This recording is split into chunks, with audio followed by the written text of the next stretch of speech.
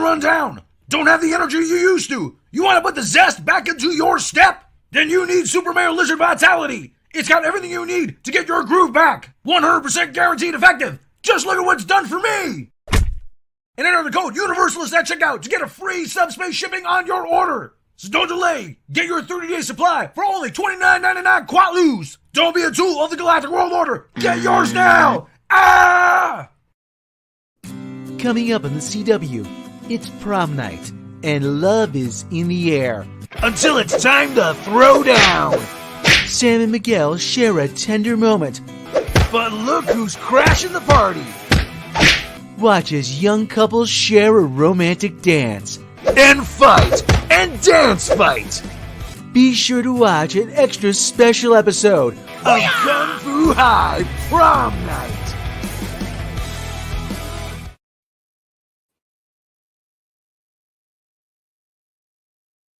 Now streaming on Disney+.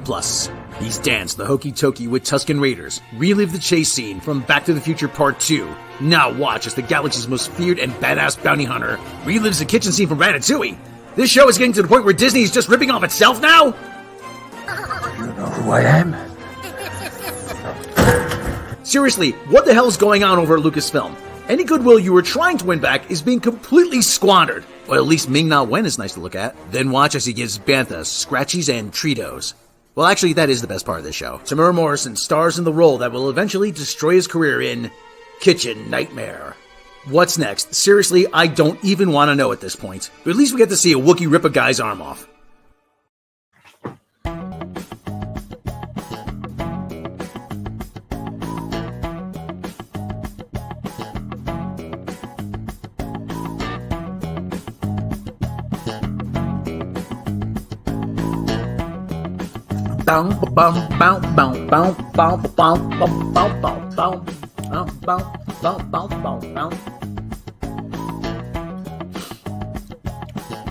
Hey everybody!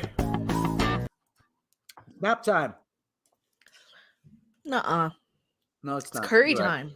No. So anyway, I'm enjoying some delicious chicken rice curry. Oh, look who's decided to join us. Moo. Right, you just situate the camera, right? He's grooming himself. Doing a groom. Doing a groom. Right, buddy? We have kitty cam right there. So, how's it going, everybody? It's nap time. I think we need curry cam. Curry cam? Curry Curry cam. cam. It's good stuff. Curry cam. So listen, hey, there's not a whole lot going on, but we're gonna try to fill an hour anyway. Okay. Hey, I'd rather be up front with my audience, you know? Seriously. Seriously. I'd rather be up front and honest so that way you not feel like you're getting ripped off. Well, the show is for free. I mean, you're not getting ripped off anyway. So we lost an actor. We lost William Hurt, actually. Died at the age of 71. He was in several movies, Altered States, Kiss the Spy Woman, but you probably know him best as Colonel Thunderbolt Ross. That shitty Lost in Space remake. Yep, that one too. So Colonel Ross left us, leaves behind a rich legacy. If you haven't seen him in his movies, he was a good actor. 71, not that old these days. Not that old. So anyway, okay, listen. I want to talk to a little bit about, let's just get this right out of the way first of all. Okay. I really, this is not my purview, but we'll talk about this a little bit. Juicy is going to jail. Jail time for Juicy. Good. Now, anyone who's followed this, first of all, he made the classic blunder. He didn't pay cash. So, for God's sakes, Juicy. Really? You couldn't go to the ATM before you paid these guys? Well, then he would have kept the receipts on him or something. This guy's Yeah, that's right. not that bright, and he's a shitty actor. Yeah, somehow, yeah, William Hurt's gone, and somehow Keith Richards is still going. I'm just hoping That's okay. Juicy didn't Epstein himself. Yeah, well, Yeah. I'm not gonna Epstein myself. Try to make it just a kitty cam here without having it fall. There you go. There's the kitty cam right there. He's a good boy. Yeah, he's a really good boy. He's doing a groom. That could be the long way to see whether Ernest goes to jail. Juicy goes to jail. What a dumbass! We reward victim culture so much in this society that he gets over here and he doesn't get any special treatment or anything. Like somebody probably told him, "Oh yeah, we'll give you you'll get half the world because you're a triple diversity. You're a black, gay, religious, whatever." It's hard for me to feel sorry for a guy who did it to himself. Right? Really? No, really. He did it for clout, for publicity, for fame. He had everybody convinced because we were kind of in the right day and age where, an actual guy, like, I don't want to get too much into that one, but like, it's my show. You can't, so yeah, it's not your channel. It's my channel. So I mean, hey, I'm going to take it for it. So. It wasn't before, but yeah, like we were just juicy, with a lot of that stuff. What about Shlomo? I always wondered what Rob's age difference between you and Mecca. Oh, it's I was in a stasis cube for a long time. I was actually born in 1922. And through the luck of good fortune of genetic engineering, I've been very well preserved.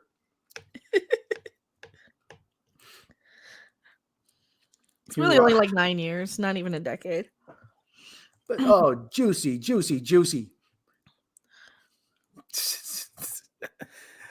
Like I said, the guy did it to himself. So it's like I said, it's difficult for me to feel sorry for him. Right. So Juicy's going to jail. Anything else you want to say about this? Mm. Look at that. It's like, he's guilty. Look at that face.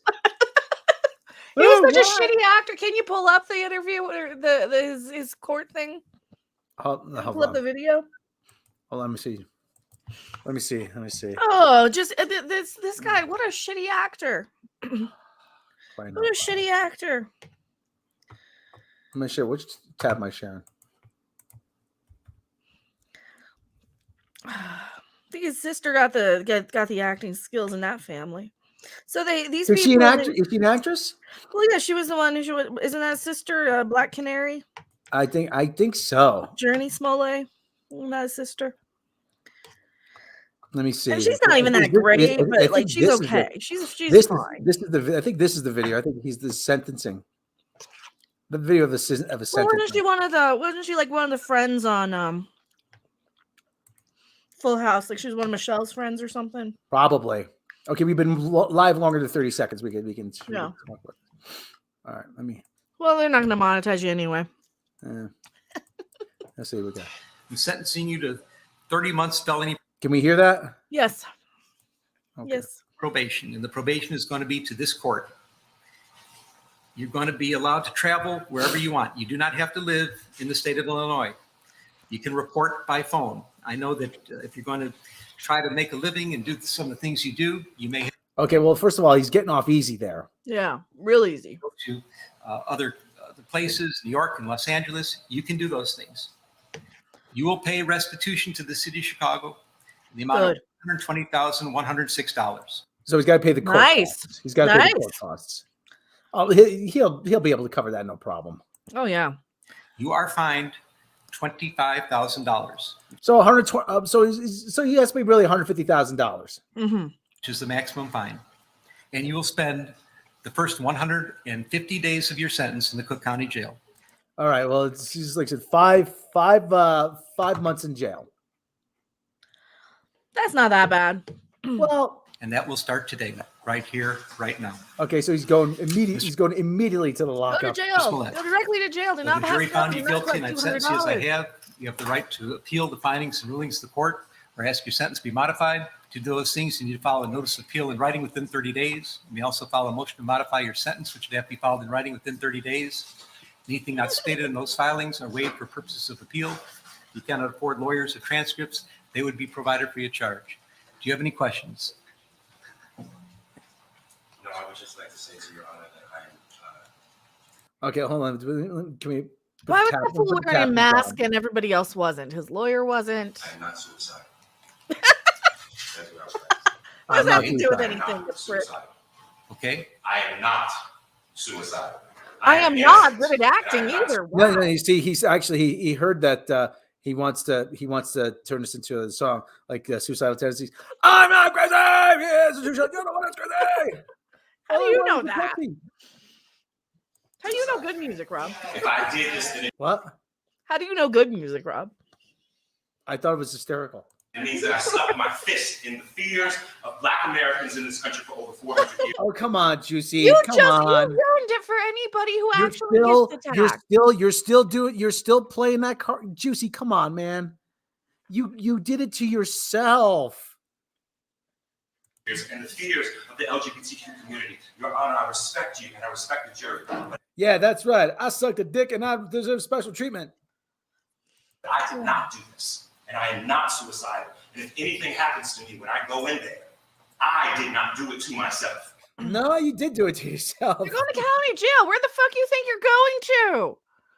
You're going to a fucking county jail And where you you're must going to all have know 3 that. meals a day and 2 I showers. Go fuck respect you, yourself. Your Honor. I respect your decision. Jail time. Listen, I knew a guy who went to the county jail. He said you don't want to go there. No. But still. I am not suicidal. Okay. Okay, Juicy. Mr. Uche, let me inquire, are there any post-sentencing motions you care to present right All now? right. Have we heard enough of Juicy? Yeah. All right. So what's this about his jail being all terrible and It's a county jail. It's it's not a federal penitentiary like like the Blues Brothers, like in Cook County. But it's a county jail. Go to the county jail. you have your guitar out there in the amp. You should I play know. something. Make up a song about Juicy. Juicy's at a party in the county jail. That's right. Everybody, that's right. Juicy's serving on the C block. What's Agent Orange Cat think? What? What's Agent Orange Cat's opinion? He's just grooming himself. Ask him what he He's thinks. been grooming himself for 10 minutes. He doesn't care. Ask him what he thinks. Naranja, what do you think? Nope. And back to grooming.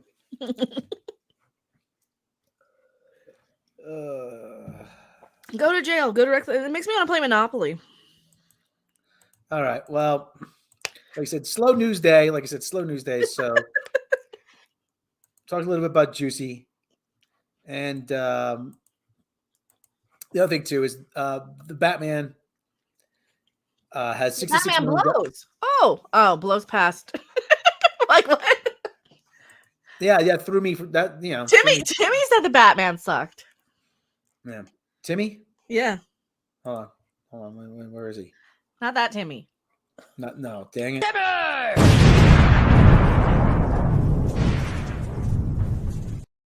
Are we skipping over Batman to go right into Trek now? No. Talk about how bad Picard is. Well, anyway, we'll talk about that. We'll talk about how bad it is. We'll get here. So listen, the Batman, it's up against no real competition, and it's still not making the same money that Spider-Man made, thankfully. But the only thing we're sure of is now we're gonna get a sequel to this.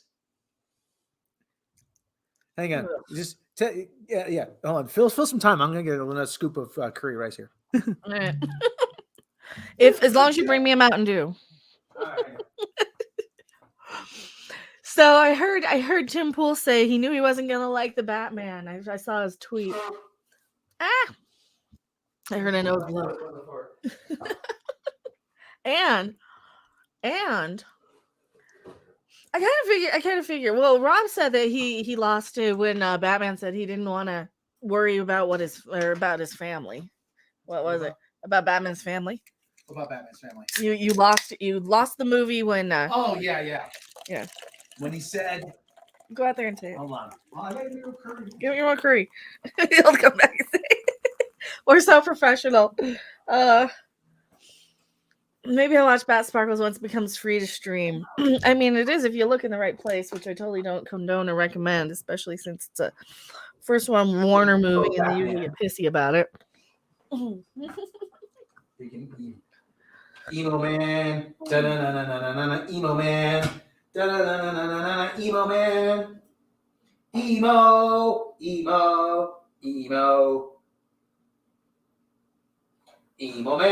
emo man.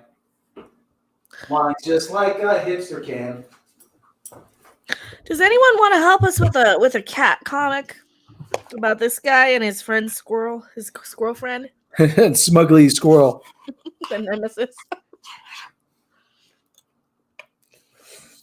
So yeah. So like when I saw the first half hour, and when Alfred, played by Andy Serkis, says, "Oh, what about your parents' legacy?" And Twinkle Pants says, "I don't care about my parents' legacy." I was like, wrong answer. Nope, sorry, I'm out. Because that was the one thing. That was Bruce Wayne's entire motivation. Preserving his family's name, upholding his family's honor, wanting his mother and father to be proud of him, wanting to make sure that no one had to suffer through the same kind of tragedy that he did. Now listen, I didn't watch the whole thing, okay? Why would you want to? But that immediately put me off. I don't know if he comes around at the end or what, but like that was it. I'm like, okay, I'm out. That's it. I'm out. It's just that's not Batman. My Batman's always been the 60s one. The Adam West. I prefer the Adam West Batman to this. Just it's so fun and goofy and silly and ridiculous, Like this Batman, I don't know. I just am not in this day and age with everything that's happening. Do I really want some dark, violent, brutal, gritty story in my life? It's grotesquely underlit. It's obnoxiously brooding. When I saw that, again, maybe I'll give it another shot, but there's nothing about this screams me watch me. Unless I get it, okay. You want to do a different take. Oh, it's a film noir Batman. It's a different take. I don't care. Okay, this isn't Batman. This is what some kid at Hot Topic working behind the register's idea of Batman is. This is a Hot Topic Batman. Ugh. I outgrew Hot Topic 20 years ago. Actually, I have shirts from Hot Topic from 20 years ago that have lasted longer than shirts from Hot Topic that I got like a few years back. That threw me off too, but the way he looked at the kid in the funeral, he don't want the kid to end up like him. Sees him in a bit. Well, okay, but it's still though. I mean, yeah. So this is like I said, I can't comment on the full text of the film. Okay, all I can comment is what I saw, and what I saw I didn't like. All right, listen, that's why I haven't done a review. Well, you didn't watch the whole thing, so yeah. Was that? Well, you didn't watch the whole thing. You could actually just watch it. I mean, yeah, it just put me off though. Mm-hmm. The dark, the whispered tones, the dark, the underlit, and sets and environments. I think we're becoming curmudgeons. It's it's not. Yeah, well, we might be becoming curmudgeons, but listen, we like change as long as it's good change. This isn't good change. This isn't even change. We've seen dark and gritty Batman since what, the Dark Knight. How many times? Yeah, like How many 7 dark in and a gritty row. Batmans is the 89 Batman film? That was good. That was good. It was still well lit. You could still see everything. I think I dislike the kind of corny, cheesy ones from the 90s less than I dislike the kind of dark, gritty Batman. Because I went back and watched Nostalgia Critic's review of The Dark Knight Rises. It was a recent one he did. And I'm like, I forgot how much I didn't like this movie. I mean, you could, like I said, it was still.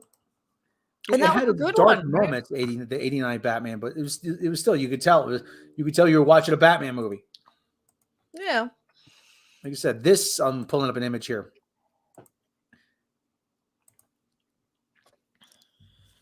Share screen. Chrome tab. Here we go. Look, see? Hey, look. Oh, look at that. You can tell, you can look. You can see his face. Even if it's dark, you can still see the features in the face. Yeah. That's the one big, huge difference that I've noticed. Yeah. I was watching somebody's review. They said Batman is essentially bulletproof in this. He gets shot point blank range and nothing happens to him. As an explosion happened 5 inches away from his face, nothing happens to him. Really? Come on. Should we just put a sign next to him that says Cat Cam or Agent Orange Cat Cam? The magic says, I like how Rob is now a talking cat today. Where's the freaking thing here? Well, look, like I said, everything's well lit. Okay, you got some smoke for dramatic effect behind him. You can make out the details of the costume.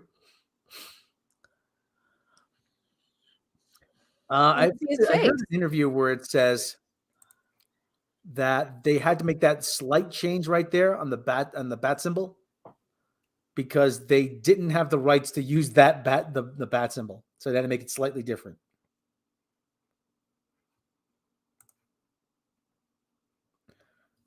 Oh, he's taking a nap now. Okay. Oh, brother. He would. So, okay, said Batman doing well, but still not as good as Spider-Man. We got a couple more comic book related stories here, actually. Want to do again, not a whole lot going on. So, former DC Comics artist Shane Davis says DC Comics days are numbered now that publisher is booted from Warner Media's office.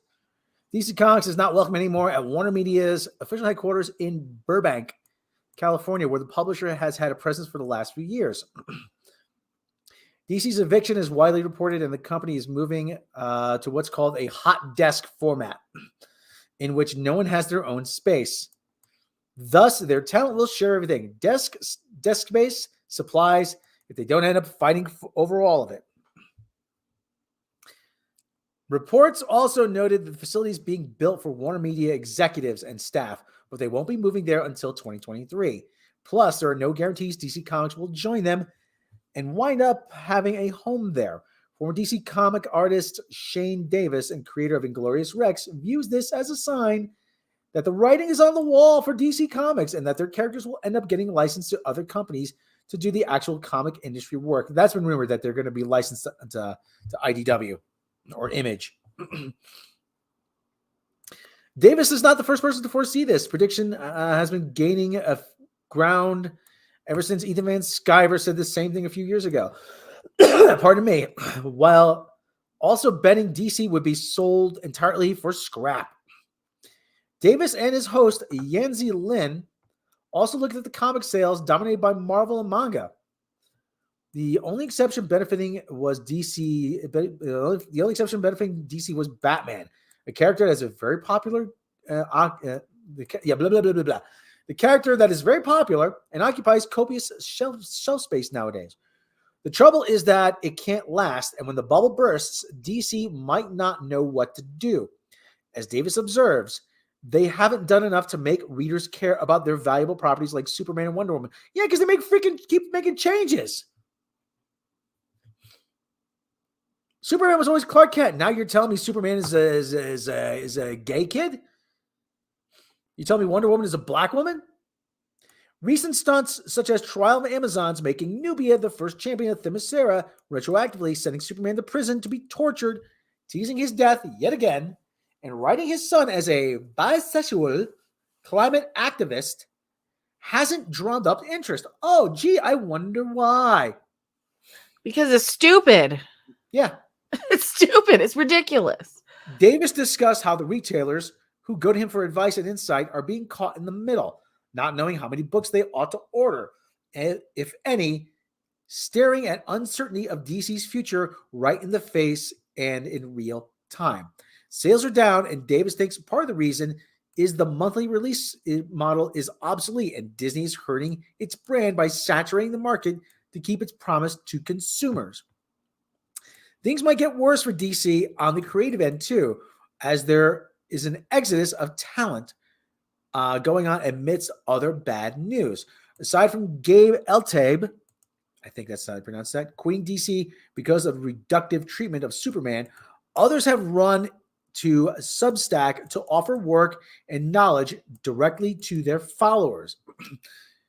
Davis believes there are no breaks on the changes rampant at DC since the culling of Dan DiDio and editorial staff, leading to more people jumping ship or being forced out in the coming months and years.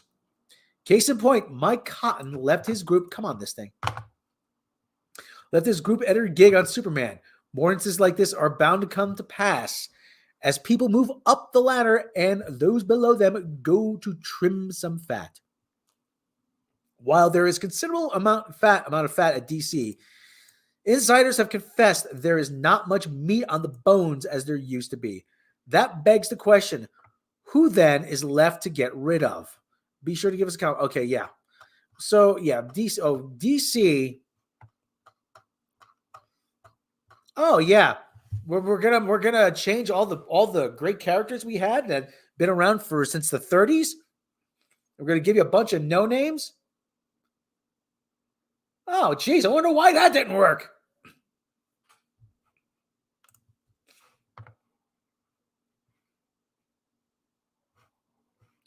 Oh, for crying out loud. All of this was done. All of this, every single bit of this, whether it was at Marvel, at DC, wherever it was done to deprive the creators of money. That's all it is. That's all this is.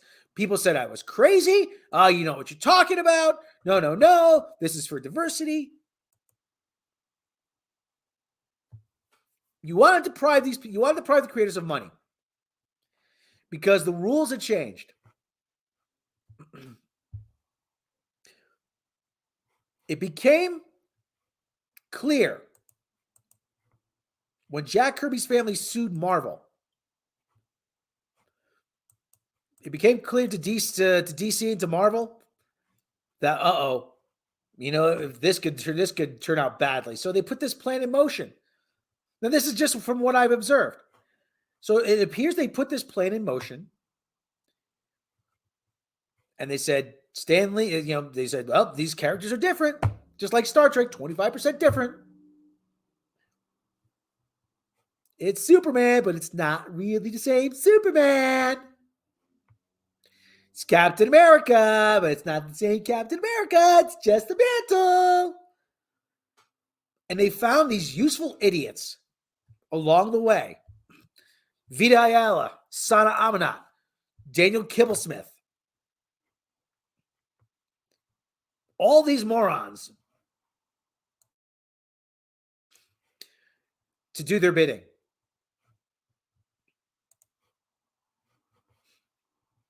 You're going to write diverse stories. Change up the characters.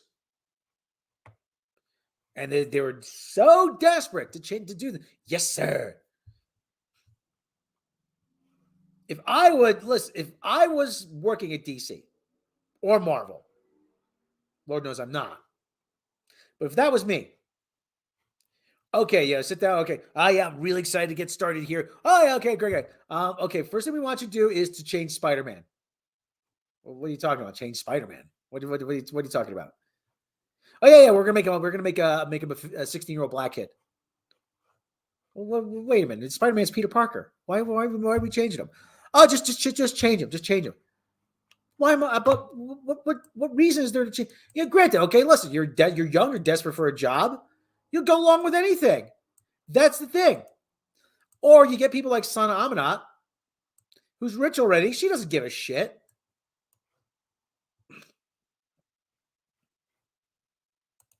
How long before Spider-Man leave Mary Jane and Harry Osborn? Well, it's probably hey, don't give me any ideas, okay? Ethan Van Sciver even said he was told to draw Superman with just like a t-shirt and jeans, and to get rid of the little spit curl. Well, wait a minute. Why am I drawing? Just do it. Just do it. It was to change him enough so that they wouldn't have to pay Siegel and Schuster, their families. Why do you think we have all these derivative characters? X-23, they're calling her Wolverine now. Again, we have how many Spider people? We have Spider-Gwen, Miles Morales, Spider-Noir Spider-Man, this Spider-Man, that Spider-Man. They were doing the same thing on the Batman side, Battle for the Cowl. They disguised it as, oh, it's a big event. Oh, it's a big event. But no. Now they did the same thing. They changed, now recently they just changed Batgirl into Batwoman. Wait a minute, there's already a Batwoman. And her book already sucks.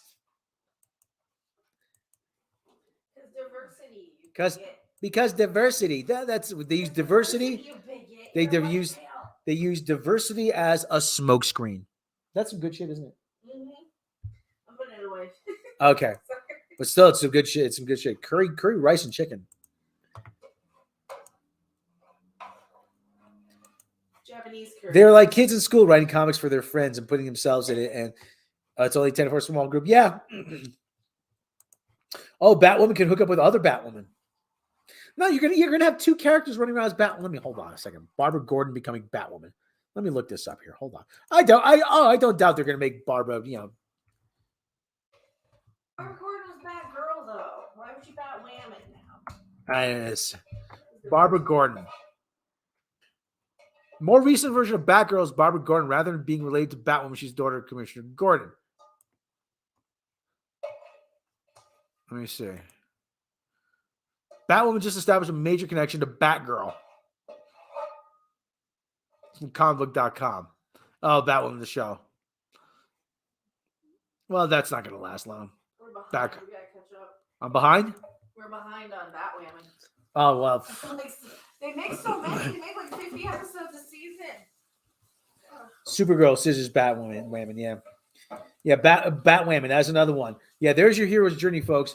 I found a suit. She literally picks the suit drops out of the sky. Literally drops out of the sky, and she picks it up out of the dirt and puts it on in a dirty gas station bathroom. She's basically just as rich as Bruce Wayne now. She doesn't even have poverty as an excuse. Because now her mommy is just as well. She's like the Black Bruce Wayne. Yeah. Sorry, I'm putting away curry. That's okay. Scissor me timbers. That's right. Oh, God. It's so stupid. Yeah. This is the dumbest. Comics have gotten so dumb. I used to love reading comics because I thought they were intelligently written. Nope. Stanley once said there was a perception that comic books are for kids and stupid adults. Now they've really taken that. They've really embraced that. They really have in recent years. Yeah, idiots read comics. They do now. Oh, yeah. People who can't even adult. We're awesome. Those Pretty people- awesome. Those people become. Pretty awesome. We're awesome. Yes, but she's culturally appropriating dinner.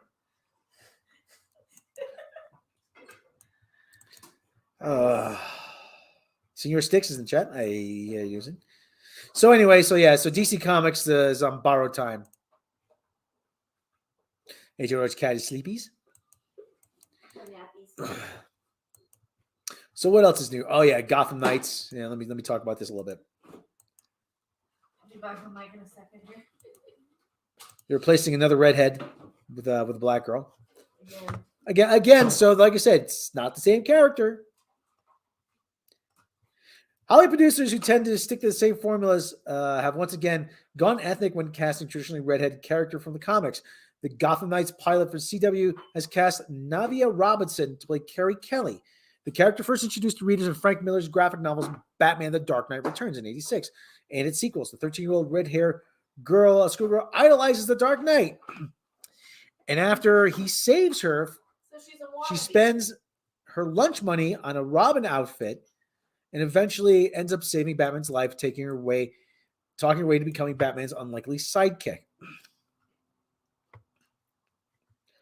Carrie Kelly had the presence in the comic for decades and has appeared in animated form, where her live-action appearances have been limited at best. For instance, the Ultimate Edition home release of Batman v Superman, John of Justice? She's a wannabe. Dawn of Justice, a red-haired woman with goggles, did fight. No. It's John of Justice now. Yeah, John of Justice. 25% different because diversity. Hey, it's inclusive of dyslexics. John of Justice, dibs. It's mine. Nobody can take it. I call dibs. It's for dyslexics inclusion. Director C would have been Carrie Kelly in that alternate DC reality allowed to continue. But in spite of the character's distinctive appearance, CW has race-swapped another redhead character, casting Raven's home actress Navia Robinson as the plucky and idealistic Carrie Kelly. Eric D. July weighed in on his recent casting. They got another one, y'all. Somewhere between 1% and 2% of the world's population, or 70 to 140 million people around the world, have red hair. From Spider-Man Mary Jane to DC Comics Starfire to Superman Jimmy Olsen to Disney's Little Mermaid, there seems to be a trend where Hollywood producers are not only replacing traditionally redheaded characters, but oftentimes replacing them with people of color. That's because aliens. No. Hear me out. Because a long time ago, redheads were hunted as witches. Mm-hmm. But realistically, those are the people who are descended from the aliens that the other aliens who are like all the Illuminati lizard people, like those aliens, like they don't get along. So they used to hunt all the redheads, and they're still doing it now to this day. Oh, okay. I got a text from Jake. So, sorry, I forgot to tell you how to show. Okay, no problem. Jake's off doing a show.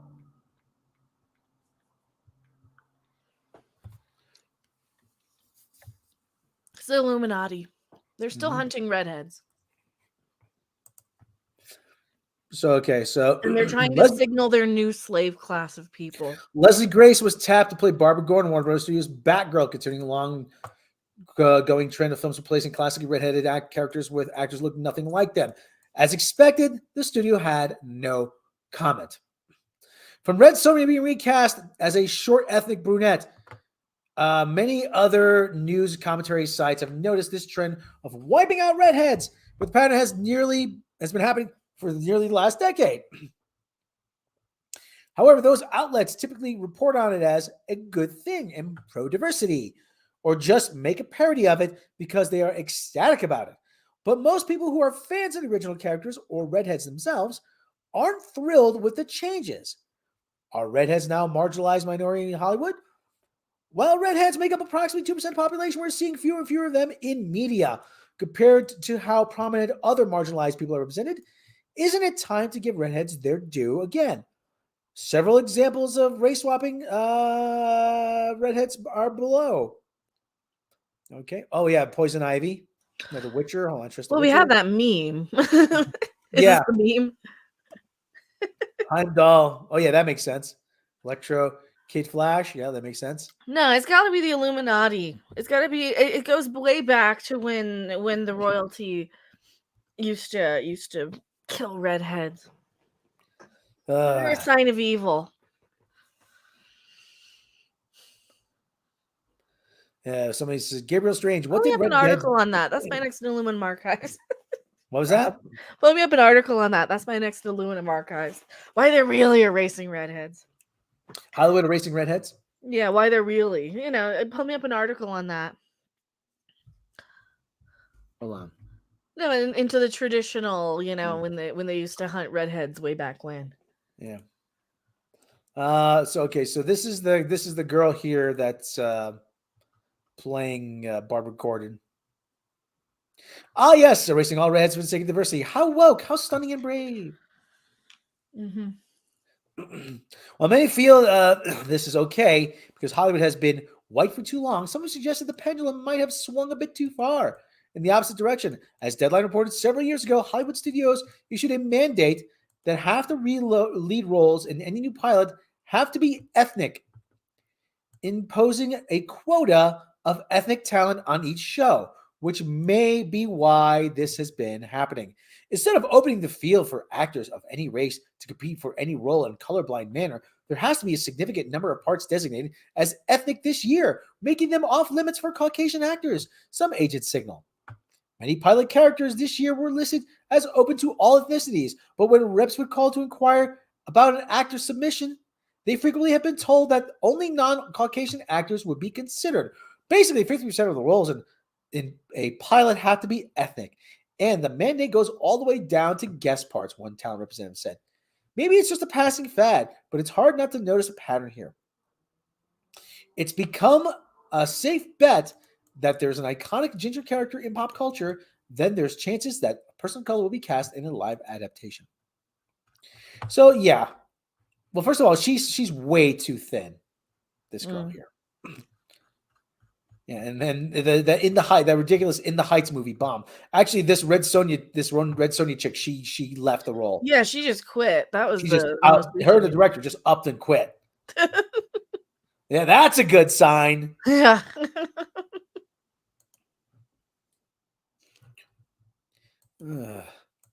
So we don't want to get all ticked off about this, but still, I mean, there has to be some. This is probably the worst example. Okay, Starfire. Okay, there she is in comics, animation, cosplay, and what the hell happened here? She looks like a hooker. No, she's undercover. I'm like, undercover as a hooker?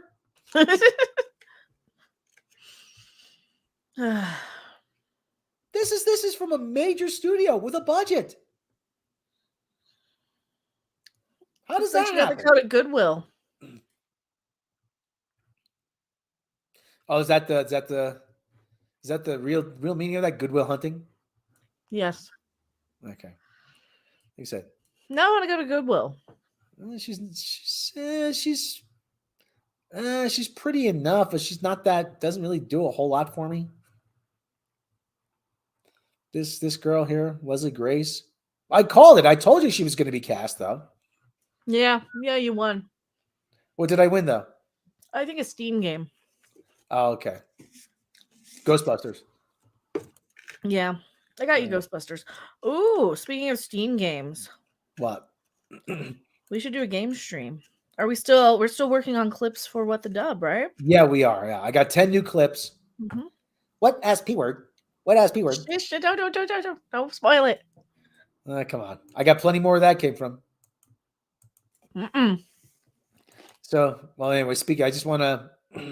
I was a big fan of this game, actually. These two games from this studio. Let me just talk about, since we're talking about video games. Let me just do this. Is Elden Ring on PS4? What? Is Elden Ring on PS4? I don't know. Because if I have a PS4, you could probably just buy it on PS4, and then I could stream it on PS4, and then if I hate it, then you could play it. Let me see. Now look it up. Is it on PS4?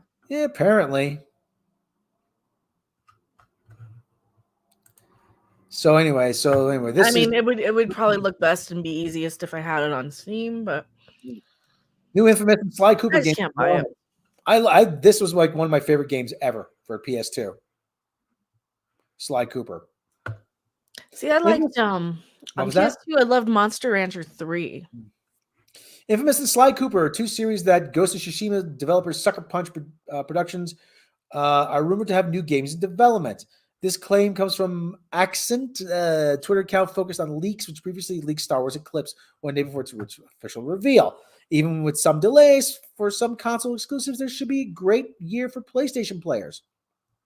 With the announcement and release of some new PlayStation IPs that does their return. That makes no sense. Proofread your shit. What this is supposed to be Accent, but come on, man. Claimed on March 2nd, a new event definitely planned for this month won't be announcing, and they won't be announcing all their surprises. Even some delays, yada yada. I can corroborate that a new Sly Cooper and Infamous game are in development.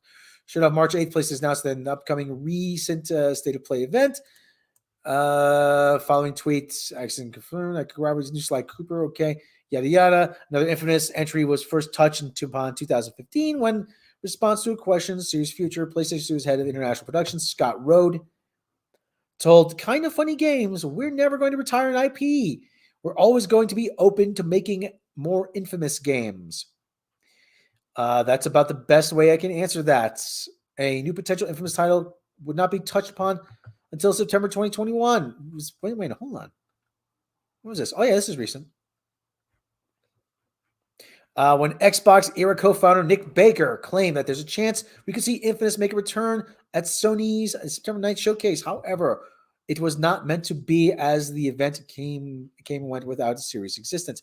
Similarly, new Sly Cooper was rumored to be in development in August 2021. Claim further backed up by Baker asserted that now deleted Reddit post he had kept being told that Sucker Punch would not be the studio developing the game. The fourth and last game in the series, Sly Cooper's Thieves in Time, is developed by Sanzaru Games.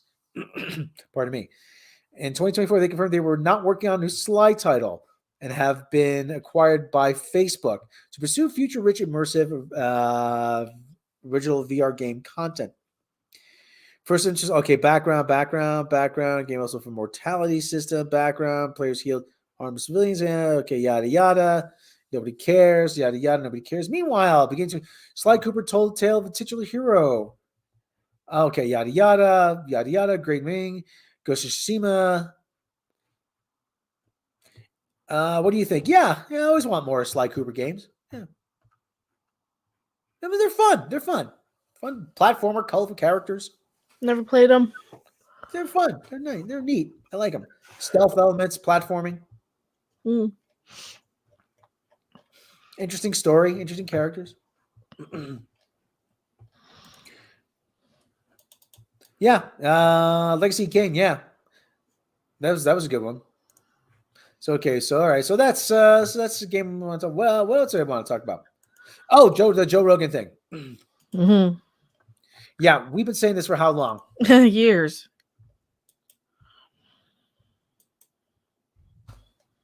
Did anybody really tell me what the last haha funny fall down comedy they saw was?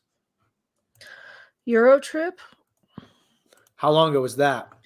2004?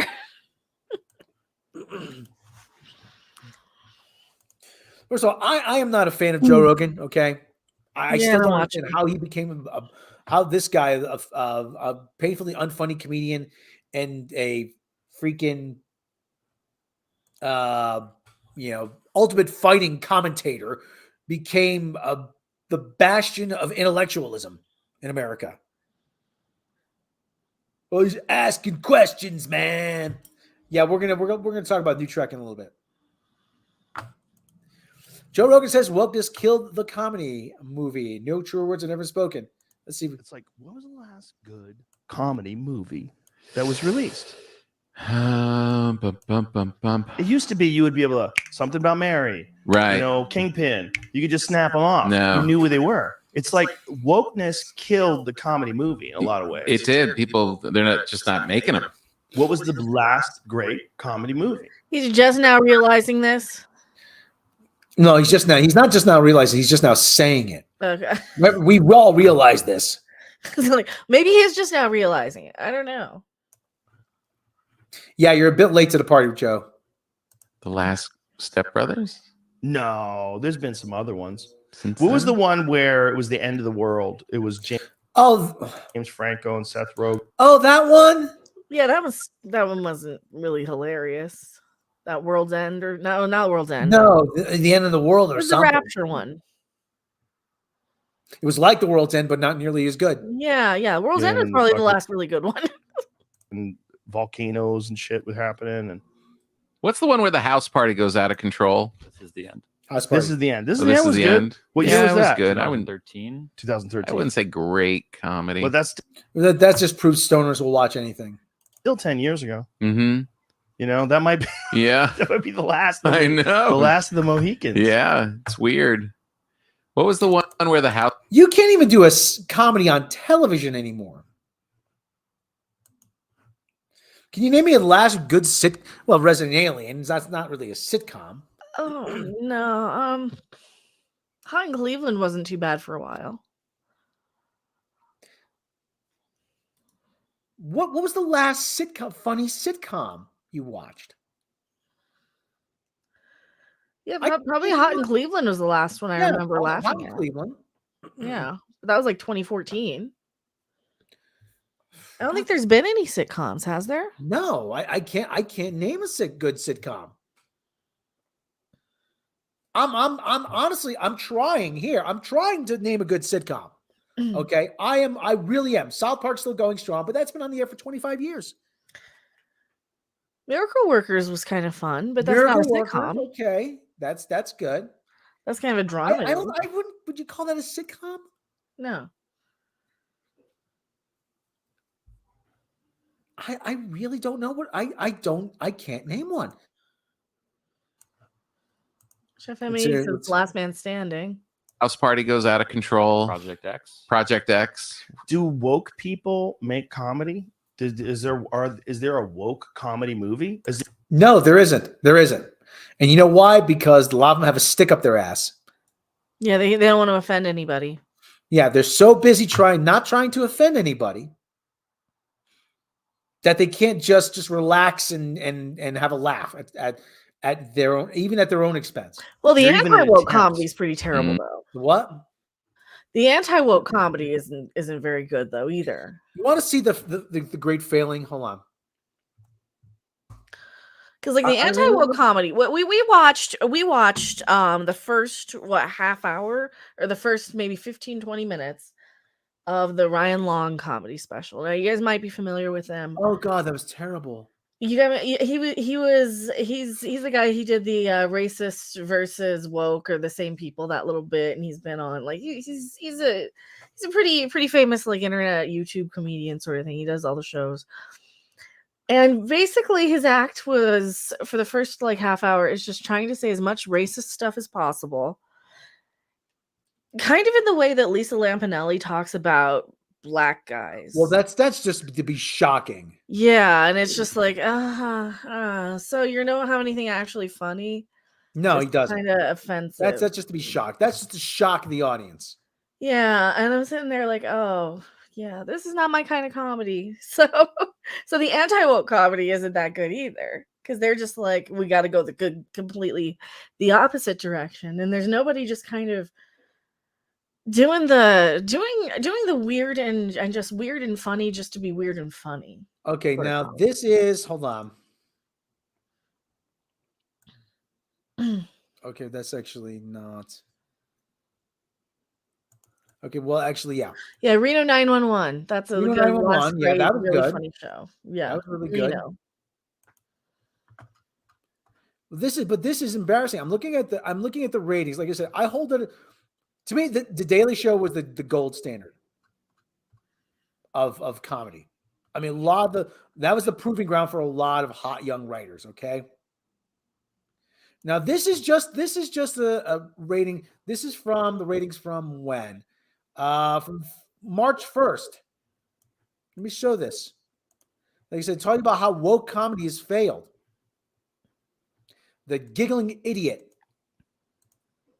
Out of, okay, from March 1st, showbuzzdaily.com. They track this kind of shit. Okay, State of the Union. Okay, this is from the State of the Union. On a night where the State of the Union, this is fertile ground. Okay?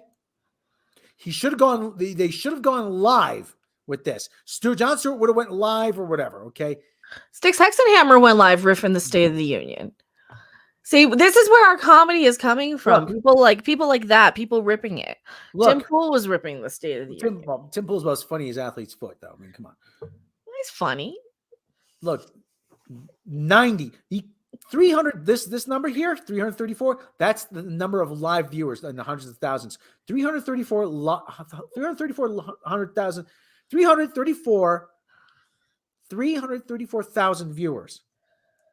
You can't break 500,000 viewers? What was this on the next night where he could recap the State of the Union? Well, Trevor Noah, the only thing that gets any attention with Trevor Noah right now is like go to the one I sent you recently. This is the day after the State of the Union, where he would comment on it. He actually finished lower in the ratings, 102. How does that happen? Again, but people hold him up like, oh, he's so funny, woke. He's the biggest woke tard out there.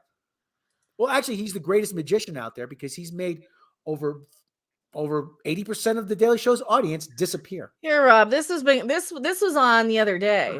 Trevor Noah has to pretty much switch sides to get in. Oh, yeah, he's desperate. He's fucking desperate. Yeah, now, yeah. Play what went on. I just sent it in your DM. Now, to be fair, his ratings have gone up slightly. I think, he's either waking up or like he's got to switch sides because all these people who are just kissing the corporation's asses with everything, nobody trusts them, nobody believes them, nobody takes any of it seriously. People are tired of hearing it. Well, but the thing is, like I said, I mean, people want genuine opinions, not genuine opinions. Like he doesn't have any. He doesn't have any. No. First of all, he does. I maintain that this is his problem. Okay, this is his problem. I didn't mean for this to become a tirade against the Daily Show, but it sort of fits. You have a guy who comes from South Africa, a guy who doesn't know anything about America, anything about American politics, who doesn't know a guy who doesn't know anything about the news or the media landscape in the United States of America. And he's doing a satire show that is about American news, American politics, American media, and the people who report on it. That seems like it's on purpose, just to make people stupid. His entire view of America is shaped through the tiny prism that they showed him in South Africa. And when he was in the UK. I mean, he gets that tiny view of what he sees on television. And he did, like I say, he actually said to Juan Williams, a Fox News analyst, he said, you make the case that the founding forefathers are more than the guys on Mount Rushmore. He goes, yeah, they are. It's in the book. And he had no idea who the fucking founding forefathers. That's 30 seconds of research on Wikipedia. But this is the state. I mean, but this is exemplary of the state of quote unquote woke comedy. It's lazy. It's intellectually dishonest. It's references. It's references. It went to Orange Man Bad for, Well, I don't know who said it, but and like I said, I didn't mean this to be a whole commentary on the Daily Show and Donald Trump, but I can't remember who said it. It was Dave Chappelle, maybe. Somebody had said that Donald Trump made it too easy for bad comedians to become successful. Yeah. And now we're seeing the fallout of you had 4 years of Trump, and granted, Trump won't go away, but that's the thing. Like if you ignore him, he'll go away. But 4 years of nothing but, hey, how about that Trump guy, huh? Am I right? And now we're seeing people exposed as being how shitty they actually are. Play his thing. He's got to outsource his jokes to Trump just to be relevant. Yeah, he's still doing Trump jokes. Yeah. Oh, the Trump jokes work for me. Let me go back to that. Saudi Arabia isn't playing ball with Joe Biden. And you know what? You can say what you want, but this would. First of all, get a haircut, you fucking asshole. Go full screen. They've never happened to Donald Trump. Never. Okay. No one was ever ignoring Donald Trump's calls. You certainly weren't. Yeah, because if you ignored Donald Trump's calls, you didn't know how he would respond. Maybe he'd send an angry tweet. Look, he actually looks like, oh fuck, this bit better go over well. This bit better go over. He thinks this is funny. No, I don't think he thinks this is funny. I think he's desperate. I really do think he's desperate. He's desperate to. This is not the face. This is not someone who is confident in just this like material. ban your country from everything. You don't know. Look, this is not somebody who is confident that this material is going to land. Yeah. Okay, trust me. I've told plenty of bad jokes on stage. Okay, I know what a scared comedian looks like, and this is it right here. That's why I bet in these situations, Biden actually wishes that he could hire Trump to step in as President Wildcard. You know, he's afraid. He's afraid because people are going to label him a Trump supporter now because he said something nice about Trump. Because he's kind of saying, "Hey, I think Trump would have handled this better, and please don't call me a Trump supporter. Please don't cancel me and call me a Trump supporter." Yeah, that's right. The comedians don't get laugh anymore from they go for validation. Yeah, that's true. Phil says, "Well, it can only get worse." I think Trump would get back, and if we got a long way to go actually. So, but again, this is not. Because if Trump was calling, you best believe the UAE, they'll be racing to pick up the phone. Oh, Mr. Trump, we're here. Hello? Too late, Ahmed. You made me wait 2 rings. We're bombing the UAE. Okay, first of all, that's a terrible impression. And the UFC, just in case. UFC, what the fuck does that have to do with anything?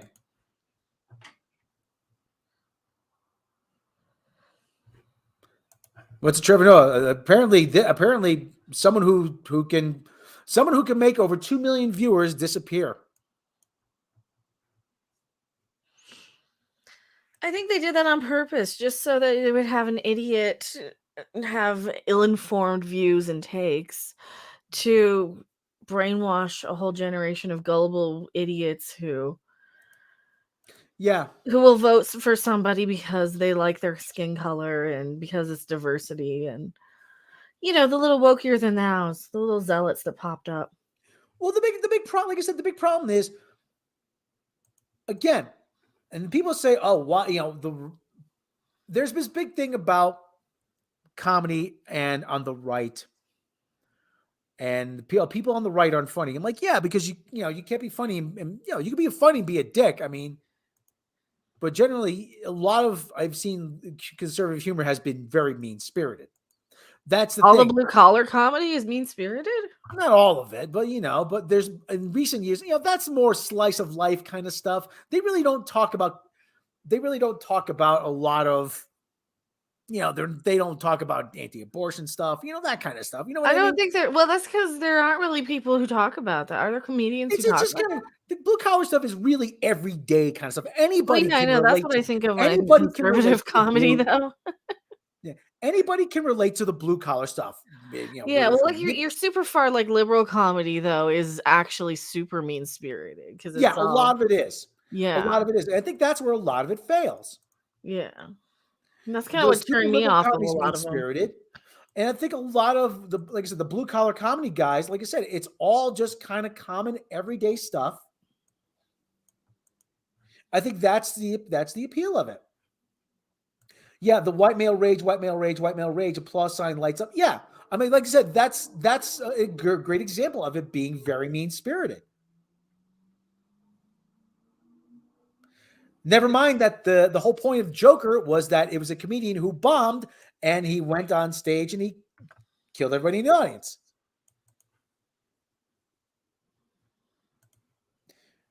But the whole thing is, like I said, I mean, one of the things about, and like, so let's go back to Rogan here a second for a minute here.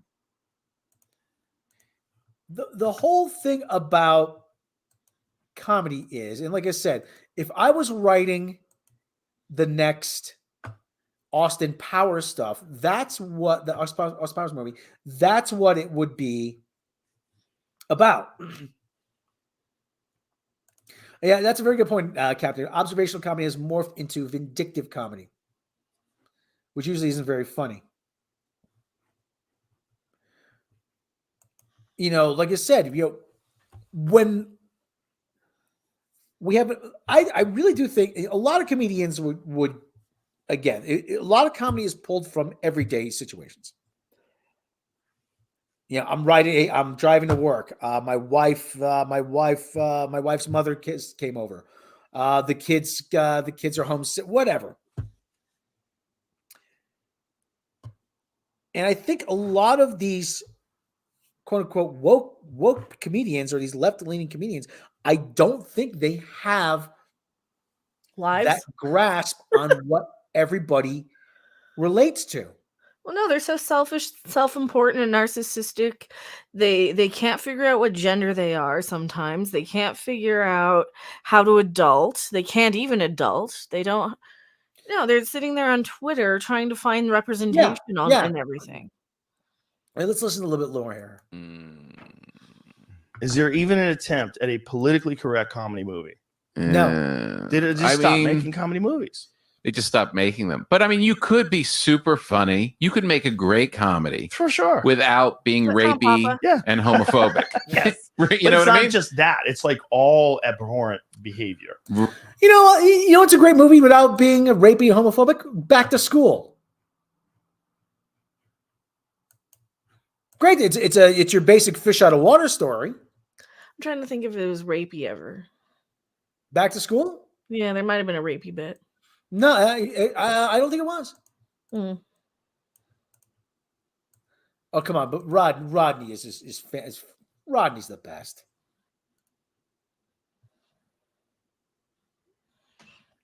Pioneer movies, maybe. Making a platform to political cause, you can't make standard observations. Well, you know what? There's always been political humor, okay? Will Rogers used to go on these speaking tours, and he used to literally sit on stage and read the newspaper and comment on it. You can do that, but you have to be good at it. A lot of these guys aren't good at it. I bet that with Jon Stewart coming back with his podcast, Trevor might be thinking that his ass might be on the line. Yeah, Trevor Noah's ass is probably. This is Trevor Noah's contract is up this year. Well, look at who you're listening to. You're listening to Jon Stewart's podcast and not Trevor Noah. Yeah. Yeah. God, Jon Stewart's podcast is fucking riveting, man. Well, he's waking up to a lot of this bullshit. Well, he's saying everything he always said. He's just a lot sharper. But this is a contract year for Trevor Noah, and they are desperately trying to raise his profile. He's hosting the Emmys, he's hosting the Grammys, and he's doing the White House Correspondents' Dinner. Lots of luck with that, pal. Nobody cares about that shit anymore. Oh God, that's gonna be. Are they even gonna do it? Is the president gonna be there? Are you gonna let him out of his basement? Nobody gives a shit about the White House Correspondents' Dinner. Who's gonna wipe his butt? He's not gonna be there, is he? Okay, let's listen a little bit more of this. Right, like it's not an endorsement. Like if you have a movie, like here's an example of like American Psycho. American Psycho, you could do that movie today, and it wouldn't be an endorsement of a person who's a serial killer. Right.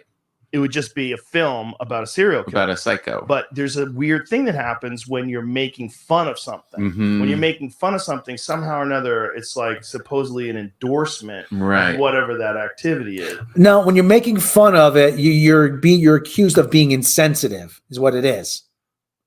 Yeah.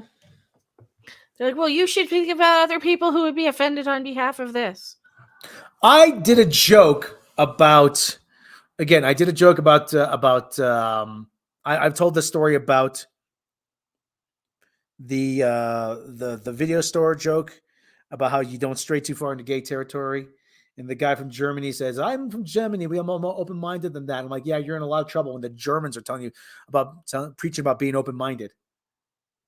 But there was another joke I did about how shit was just changing.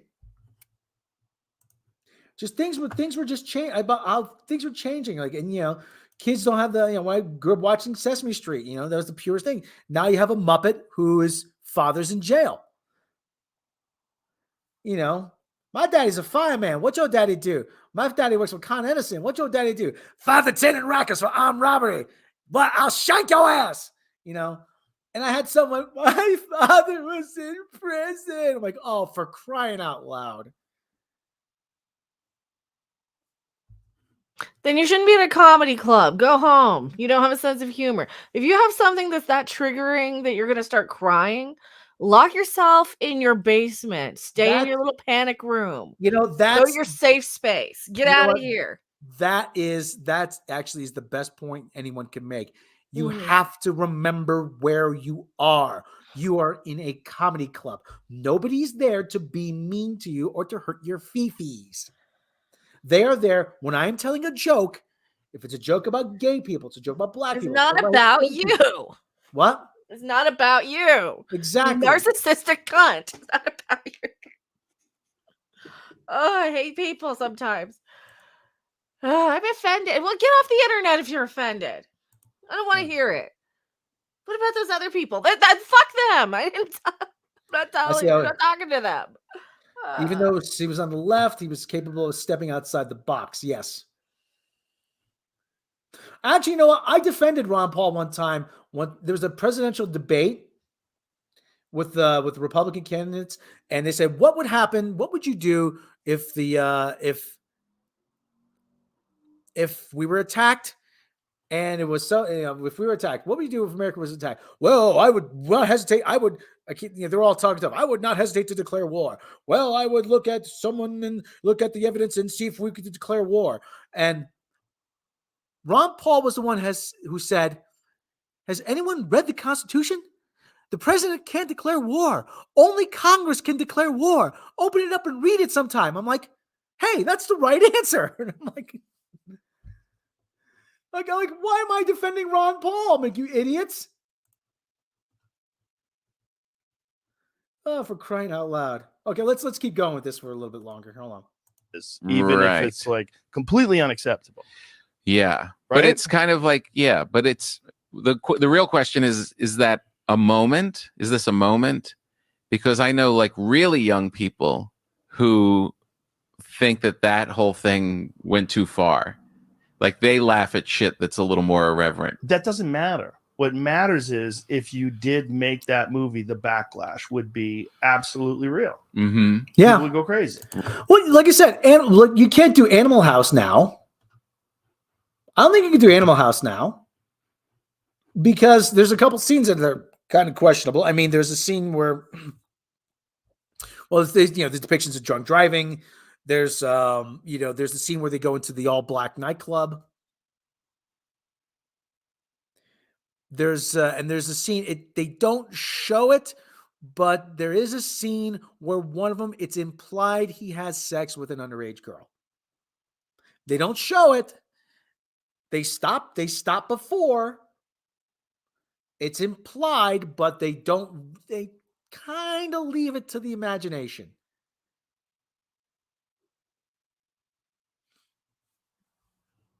So that you can't do. Plus, it's all white people. It's not diverse enough. Right. But that's what they're afraid of. They're not afraid of whether or not they'd have a market. Right. They would definitely have a market. Yeah. But how many people would get canceled because of it? How many people would get attacked because of it? How bad would the studio get protested? Right. Right. Well, then it comes down to the math. When was the last great comedy movie? Yeah, that's a good question. Were roaring in the movie theater, and then they went to see it, and then they told everybody you got to go see it. Yeah, it's weird that we can't. It's weird that we're struggling. 100% struggling. Yeah. Jamie, when was the last great comedy movie that you saw? You said Good Boys. I mean, I just was throwing it out there. I would think, but like, what is another one? Yeah, well, it's like the genre has been murdered. Yeah. So I was trying to think. Yeah, the genre has been murdered. That's because they don't want people enjoying their lives. I think No, it's not. It's not that they don't want people enjoying their lives. It's that we've gotten so uptight. We've gotten such everybody wants everything to be a cause. And it's this idea. Oh, this is one guy here on Vulture calls Animal House a bad movie. The finally screenings. Man, did I hate Animal House? Well, you're an asshole.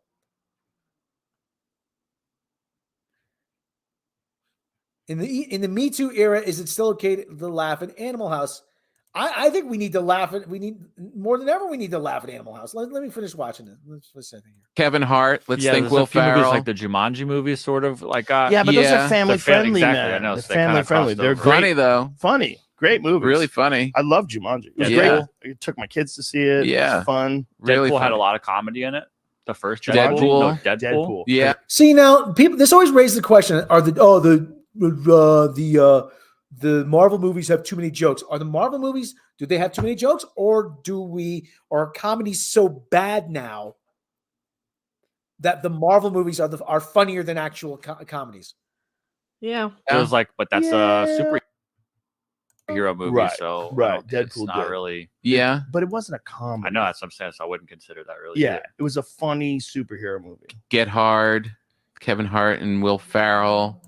I didn't see that. Like I'm just trying to think of the funny actors that have been making the stuff, right? But they make a lot of family friendly stuff now. Yeah. Which you can kind of do still. Hangover. Okay. Right? See, now it's not Animal House is not just a good movie. Animal House is a fucking awesome movie. Okay. I mean, Animal House is a fucking awesome movie. And I will say that to this day without reservation. But again, we're looking at people, and I wish I could say it was millennials, but unfortunately, it's Generation X. We're the ones making this shit. People my age that grew up in the 90s. That grew up in the late 80s to early 90s. We're the ones that are guilty of this shit. Yeah, okay, maybe millennials are writing some of it. But fuck, man. What a shitty ass legacy to have.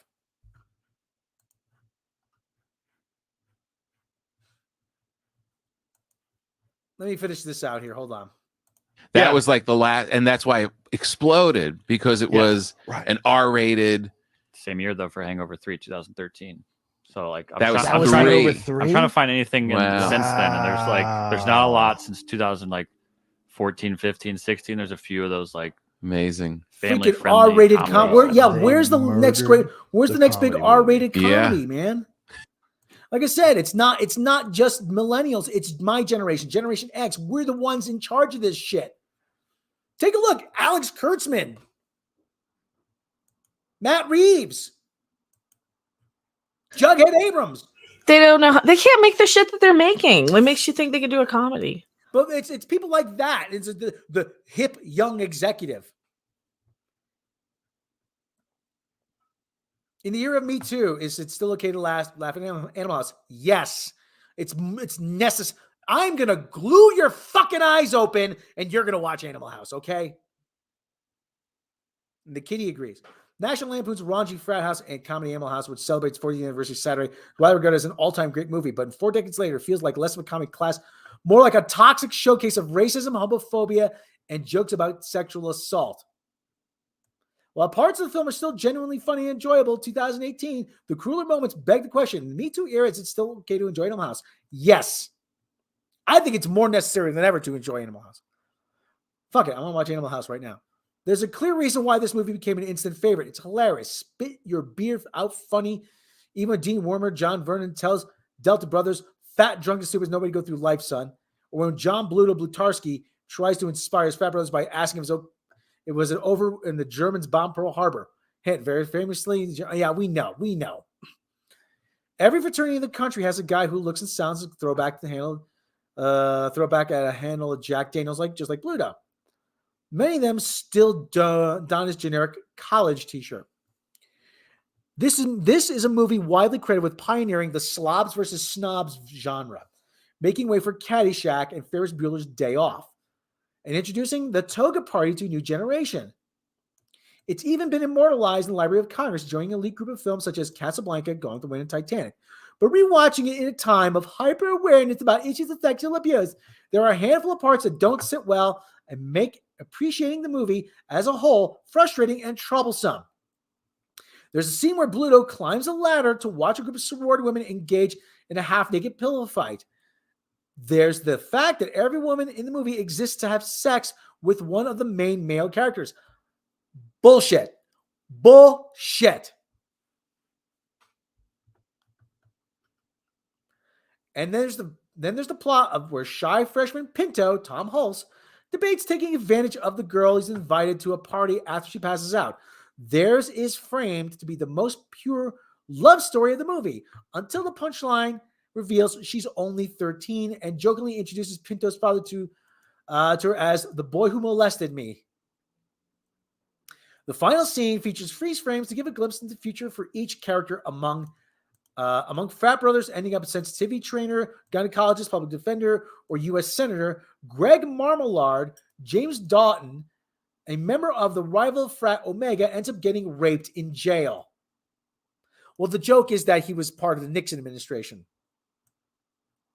The underlying joke is here is sexual assault is funny because it happened to a man. No, the underlying joke is it was funny because he's an asshole and he gets what he deserves. Sexual assault is a huge issue on college campuses. We're not saying it isn't. The problem here isn't that it's part of the story. Plenty of stories include difficult situations as a way to shine a light on society needs to change. The problem is it's how it's part of the story. Many characters are presented as good people who do harmful things, like rape. No, they're not. No, they aren't. No, they aren't. They are not. Nobody gets raped in that movie. Nobody. Mrs. Wormer? Yeah, she's intoxicated. But you know what? She didn't have to. She didn't have to go to the party. Pinto has a change of heart. You know what? Not right. Nope, not gonna do it. Not right. The only other thing resembling a sex scene is when Karen Outland comes out of the bedroom and sees Boone when she's in the professor's house, in Donald Sutherland's house. This movie wasn't meant to be taken seriously, but that's an issue in itself when it comes to toxic young male. There it is. Things found seriously offensive by some are deemed just a joke, and those who find it hurtful are berated for not understanding comedy. You don't understand comedy. Plus, it was a different time. It was the 1960s. Using sexual assault as a throwaway humor perpetuates nobody was assaulted. Nobody was assaulted in that movie.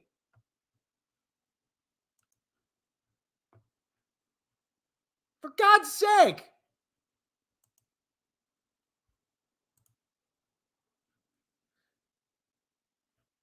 Exactly. Yes. Well, they didn't even show them go through with it. They didn't even show them go through with it. So they left it to your imagination. Especially these people leave their path is meaningless simply because it didn't intend to destroy it. It's in the nature of the raunchy comedies to touch taboo subjects, but there's a stark difference between commenting on a taboo topic in a funny way and using something as terrible as the punchline for a character for the audience that's supposed to hate. A movie can be funny without suggesting that a guy won't be accepted in fraternity because he's a Middle Eastern, or that the cute love story was actually statutory rape, or that the ultimate punishment for a male villain is sexual assault. Again, it's funny because he's a dick. The hard part of discounting this This movie is so much of it is funny without being harmful. But the era Me Too calls for an in-depth shedding of the parts of our culture that make assault seem okay. How about we shed Me Too because they were taking advantage of a charity and booking themselves $400 a night vacations at luxury resorts? How about that? How about we start there? How about listen, it's not up to me to decide what it is, but that sounds an awful lot like fraud.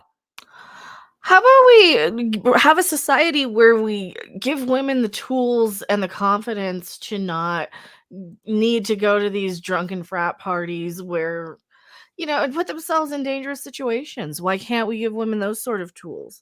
Why, because what happens when we start rewarding victim mentality? Then we get a whole bunch of juicy Smollets out there who have to attack themselves just to get any notice and any credibility. Because everybody's so scared to do anything that nobody does anything, and he gets over, and he gets into Hollywood, and he's like, they're not attacking me. By today's standards, Animal House would have a tough time getting greenlit by any studio, and would face an inevitable wrath of Twitter if it did. That doesn't necessarily mean we need to ban this movie from being watched ever again. Sounds like you want to be banned, but we do need to become more mindful about the entertainment we consume, and be especially cognizant of what it's telling us is acceptable social behaviors. For now, we'll just put Animal House on double secret probation. How about we say, shut the fuck up, sit down, and shut up. And if you can't handle it, don't watch it. Oh my word! Oh my word! These boys from Delta Town are awfully rowdy. Such ruffians. Oh, there's not a gentleman among them. All this fucking pearl clutching, man. Reward something, you get more of it. Reward victims, you get loads of new victims. Mm-hmm. Second wave feminists hate third wave feminists for insisting that women go back to being protected class. Again, but this is again. They don't actually show sexual assault in the movies. You know how I know that they don't show sexual assault in Animal House? Because I've seen it more times since 1977 than I can possibly care to remember.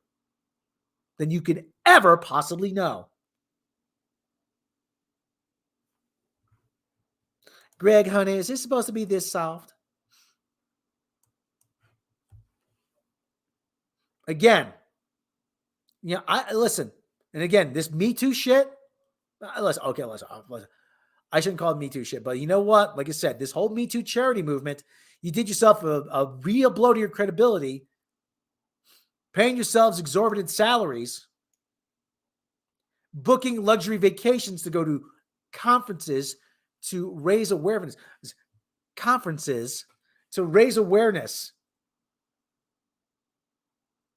And I'm pretty sure they don't see a damn thing wrong with it. Yeah, people donated The whole money. board resigned. The whole freaking board resigned. Exactly. Well, yeah, because they believed all women except for the one that was going against. Who was it? Who's the guy who killed all those old people? Killed all the old people?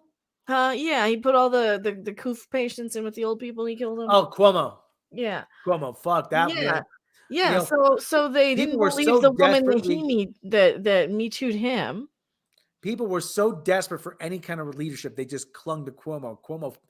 Cuomo is a class A fuck up. He's a Nazi, man. So like I said, like I was saying before, though, I mean, I'm sure that if you said to like Alyssa Milano, Brie Larson, or any of those idiots, hey, do you think it's right that you're off at luxury at a $400 a night resort getting massages for this charity? And I'm pretty sure they would all say, yeah, why not? I mean, this is what charity work's about, isn't it? Fucking hell, man. I've been going on this for about 45 minutes. All right. Well, anyway, I'm gonna leave it there. Sometimes you don't have a good ending, but sometimes you're gonna end it. All right, everyone. Do I have any animal news? I don't think I have any animal news. Let me see if there's any updates on Hank the Tank. You can show the picture of the squirrel. Show the picture of the squirrel, yeah. You didn't take any? No, you took him. Oh. I thought you took some pictures of it. Which squirrel? The one you gave the peanut to. Which one? I give peanuts to a lot of squirrels. All right, well, there's this one. There's this one. Yeah, that one.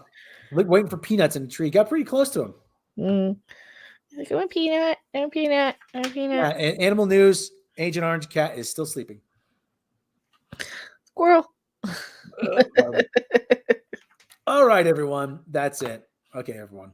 We're gonna sign off now. Goose. Agent Orange Cat is sleeping. There's the Canadian geese in the park.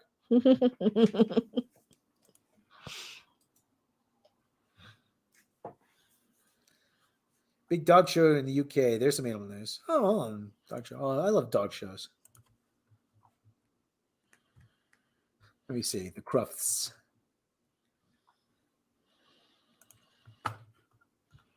The heck? Bleacher Report. Here we go. The Crufts. Up there you go. Wait, hold that. There's some. There's. Hold on. There we go. This is. There we go from the Crufts. Crufts Dog Show results, final winners, top photos, and reactions. Where is the handshake? There we go. Best in Oh, doggy. Oh, look at. Oh, look, he's so cute. 22 is. Dog show dogs are weird. I know. It's because they. Oh, he's happy doggy. I just wish like, yes, I get good thing. I thought the flat coat and the poodle, so I should have put some money on. There you go. What's an achievement? He couldn't believe he'd won the group, so I don't know what he's going to be like. Okay, there's more. Oh, a little bit more. The Crufts. This is my life now. I'm watching dog show videos. It could be worse. Oh, look at Irish setter. Oh, look, doggies. Look at them. They're so cute. He's grab the tail, hold it. This is like, the flat coat. It's the flat coat. He doesn't believe it. That's what. Yeah, because he stood there without having to do anything. Ceremony here, so there we are, striding making out. his mark on the way in. That's pretty funny. Oh, there's the Australian Shepherd, and there's no, there's not. They're gonna. You probably have to. They're gonna get you with the music. Oh yeah. No. We are ready. The Roadrunners one to the good. And there they go. So they are very smartly with Seth. Seth has it at the moment. Second dog. Look at him go. Wow. His veto on the far side then for the Belgians. Holy cow, look at him go. With that red far side at the moment. But here comes the little wicked hustle. Doing everything, little hustle. Trying to make it hustle. 8 years of age. You're celebrating. The dog did all the work. Seth, the last dog to go, and Nicola Wildman. Okay, Nicola 6 Wildman. years Let's see of what they age, do. Border Collie, runner-up Oh, in it's the his jumping, agility test. runner-up in the agility. There you go. And he's off. Can she go one better this time round? Over that U-move jump, over the seesaw. Oh, there he goes. Great jumping style and that pace too. Going really well so far. Nicola and Zest flying through the tunnel. Quick turn, beautiful leap that. I keep expecting to hear Jeremy Clarkson in through the hammerhead. Really quick. Hardly any seconds off. Will they beat that time? Will they beat their time? This is good shit right here. It's going to be so close. It is going to See, be here so I thought close. They've done it. They have done it. They have done it. See, here I thought it was a slow news day.